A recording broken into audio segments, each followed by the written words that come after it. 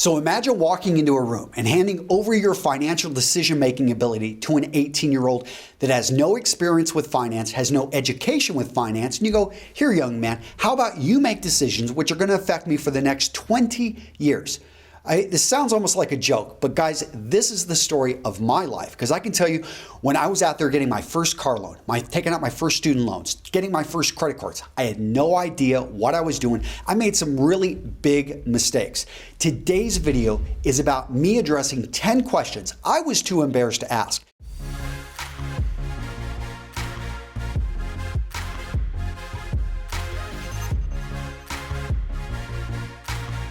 When I was 18 years old, I took out my first student loan, and I can tell you I took out too much because I had extra spending money, and I probably blew it on things that today, 22 years later, I'm still paying on. And I can tell you I made a mistake taking out too much. When I was 19, I got my first credit card. When I was 20, I missed my first credit card payment, and I was paying an outrageous interest rate for the next 5 years as I was working to pay down those credit cards. When I was 22, I got my first truck. And then when I looked at the interest rate when I was about 23 or 24, I realized, wow, I just got raked over the coals.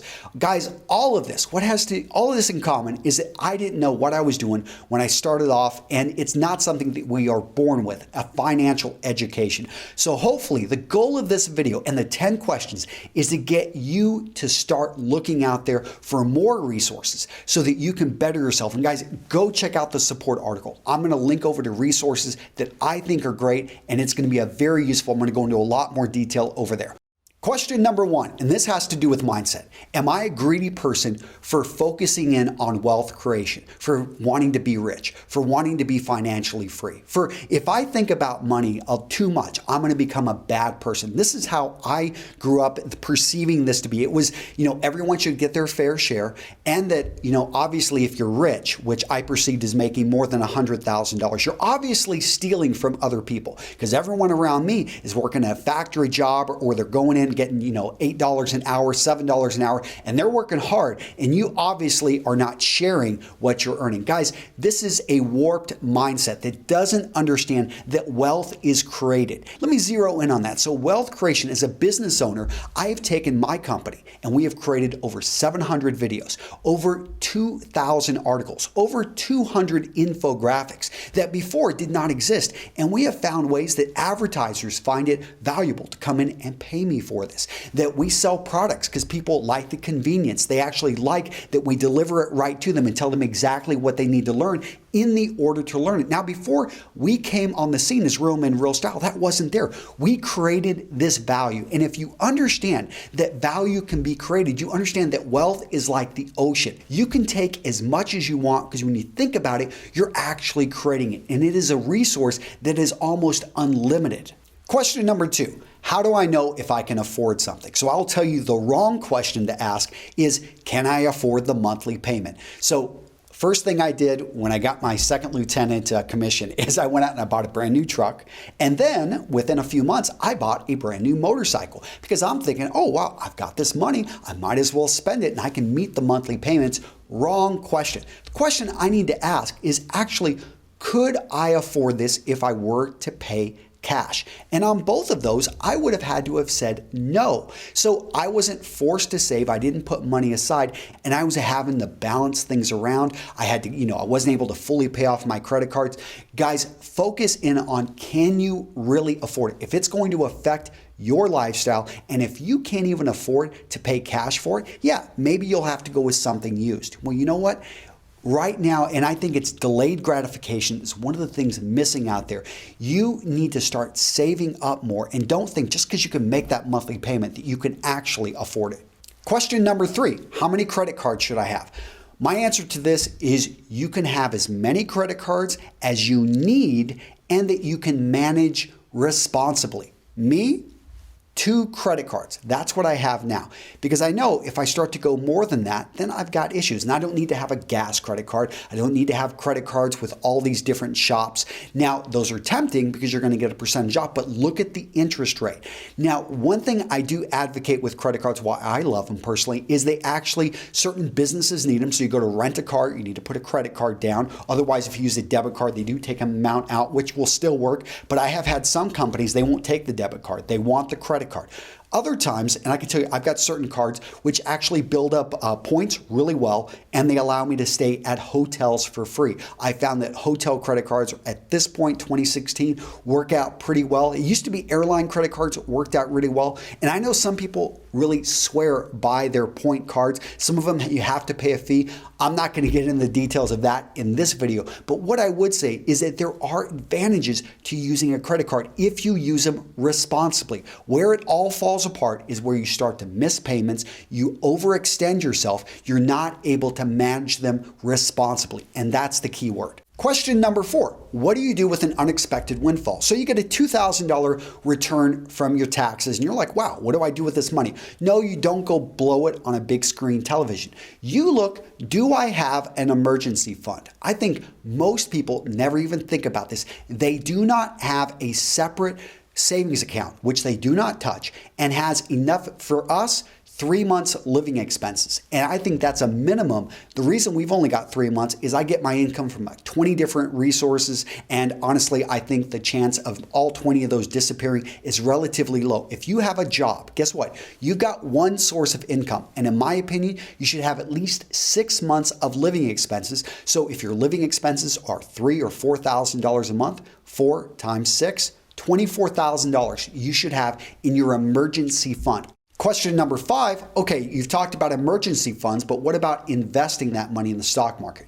Or what about taking that money and getting a new vehicle so I'll be able to get to my job more reliably? Or what about starting off a business? So first off, you need to have a robust emergency fund. I'm just going to say that out there. Then let's look at where you're going to get the best return on investment. So if you're not going to start a company, if you really do not need a new car, guys, I've been driving the same truck for 20 years. Do you need that new car? I think that's a false belief for many people that you have to, get a new car every few years. Oftentimes you feel you got to keep up with the Joneses. But if you're in real estate and you know that this new car is something that's going to set the tone, is actually important, and you're able to find a great used, nice looking vehicle that's maybe 3 or 4 years old, hey, maybe that's going to be a better return on investment than actually putting it in the stock market. If you're going to be starting your own business, that may be a better use of your money. Guys, I'm not going to tell you what the answer is. I am going to say, look at the return on investment and use that to make your decision. Question number 6, where are the best places to learn about money? Go to your local library. Guess what?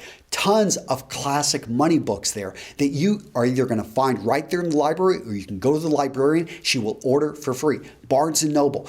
You notice how I'm just talking about books here, guys. So much knowledge is wrapped up in books. And what I love about books is you can sit there with a cup of coffee and you can just make your way through it. The second option is to take a course. Now, there's a lot of banks which actually you can go in and talk with your local banker and they will give you a basic class. What's great about this is that it's free. The bad thing is they're trying to get you into certain vehicles, so you've got to be, aware of that. I do recommend certain paid courses, which I'm going to go into more detail in the support article. Now, what I like about paid courses is that there really is no agenda. I mean, they get your money up front and they should be giving you objective information. If they're trying to upsell you to something, kind of be careful, although sometimes those upsells actually are great courses. So don't be afraid actually for paying and investing in yourself. The third option is to find someone who has been successful, someone that you're impressed with, someone that is way ahead of you, and to learn from them, to find a mentor, whether it be actually you set up a once a week meeting,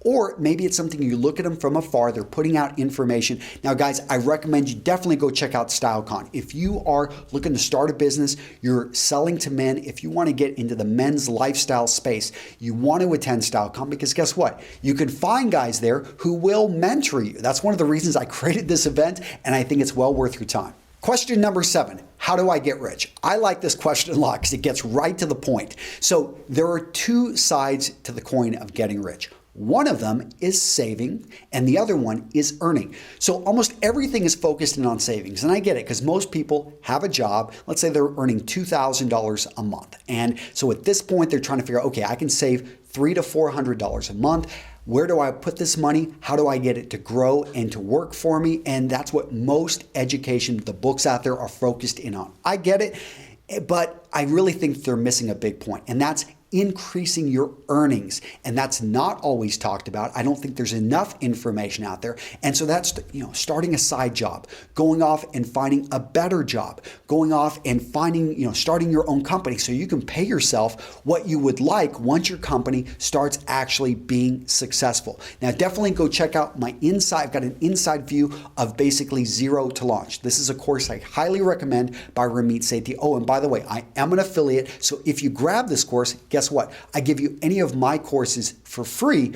But what I love about this course is it helps open your mind to, well, what if I could go from $2,000 a month to $4,000 or $40,000 a month? Guys, I know that may sound crazy, earning $40,000 a month to some of you guys, but it is possible. Question number 8, should I ever go into debt? My quick answer to this is yes, some debt is okay. So I do think that getting a house and getting a house loan is perfectly fine, especially when it's your home residence and when it's within your means. Student loans, I think, are fine, especially when you're going in and you're getting an education in a field that you know you're going to be able to get a job in.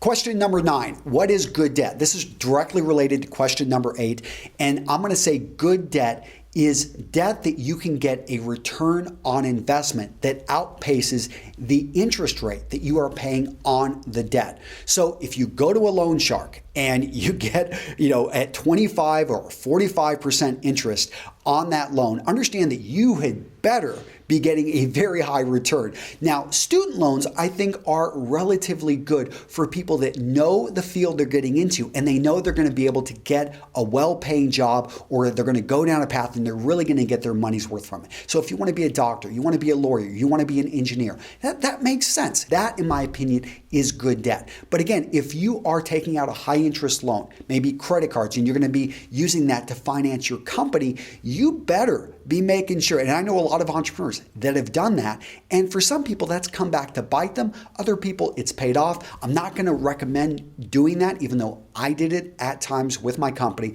but it is one of those things that you've just got to measure, okay, am I going to get a positive return on my investment? Question number 10. Antonio, I'm 18, I'm 22, I'm 35. Do I need to start saving for retirement right now? My thoughts on this is I love what I do, and I want to work till I'm dead. I literally love what I do. But I would say that for some people, especially those who are looking to start their own company, those that are going into a high growth field, those that maybe realize, the stock market and retirement savings and IRAs and stuff, that is just one path. There are so many different vehicles that you can look at. Real estate, I have a friend, he has made a killing in real estate. Now he knows what he's doing and this is his chosen path, but he also diversifies. And that's the key, guys, is figuring out, there are many different theories on this, and I know I'm not going to be perfect. And I do want to hear from you guys down in the comments, your thoughts on some of this. But for me, I do take about 20 to 30% of my income, and then we take that money and we put it away, let's just say in different funds. I've got insurance, but the 10 questions here I talked about, a little bit, a different video than what I normally cover. I wanted to get you thinking. Definitely go check out the support article. In the support article, I'm going to link to books, I'm going to link to courses, I'm going to link to other things I recommend so that you can further investigate. The goal of this video is to get you started, to get you thinking about this, to get you hopefully to change maybe your mindset just a tad so that you don't make the mistakes I made when I was younger. And guys, that's it. Hopefully you enjoyed this video. I'll see you in the next one.